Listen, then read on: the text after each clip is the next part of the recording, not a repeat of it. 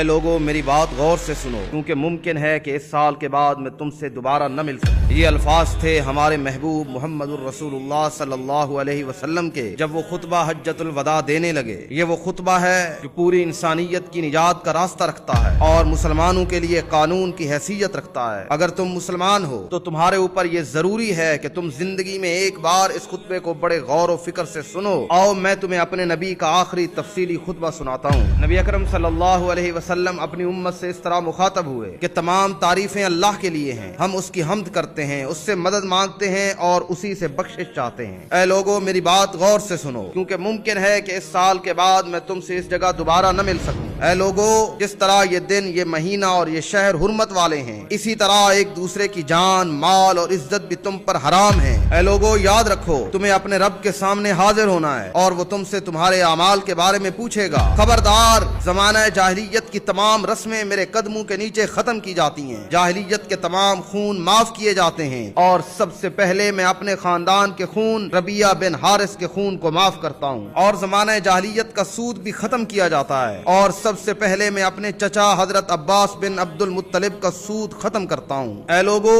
औरतों के बारे में अल्लाह से डरो, तुमने उन्हें अल्लाह की अमानत के तौर पर हासिल किया है। तुम्हारे उन पर हुकूक हैं और उनके भी तुम पर हुकूक हैं। उनके साथ अच्छा सलूक करो। मैं तुम में दो चीजें छोड़े जा रहा हूँ, अगर उन्हें मजबूती से थामे रखोगे तो कभी गुमराह नहीं होगे। एक अल्लाह की किताब है और दूसरी मेरी सुन्नत। ऐ लोगों, तुम्हारा रब एक है और तुम्हारा बाप भी एक है। किसी अरबी को अजमी पर और किसी अजमी को अरबी पर, न किसी गोरे को काले पर और न काले को गोरे पर कोई फजीलत है, मगर सिर्फ तकवे की वजह से फजीलतें हासिल होती हैं। तमाम मुसलमान आपस में भाई भाई हैं। किसी मुसलमान के लिए दूसरे मुसलमान का माल उसकी खुशी के बगैर कभी हलाल नहीं होता। ऐ लोगों, मेरे बाद कुफ्र में न लौट जाना कि एक दूसरे की तुम गर्दनें मारने लगो। फिर नबी अकरम सल्लल्लाहु अलैहि वसल्लम ने फरमाया, जो लोग यहाँ मौजूद हैं वो ये पैगाम उन लोगों तक पहुँचा दें जो यहाँ मौजूद नहीं हैं, क्योंकि बहुत से वो लोग जो बाद में सुनेंगे मुमकिन है कि वो लोगों से ज्यादा अच्छी तरह समझें जो यहाँ मौजूद हैं। फिर आप सल्लल्लाहु अलैहि वसल्लम ने लोगों से पूछा कि क्या मैंने अल्लाह का पैगाम पहुँचा दिया?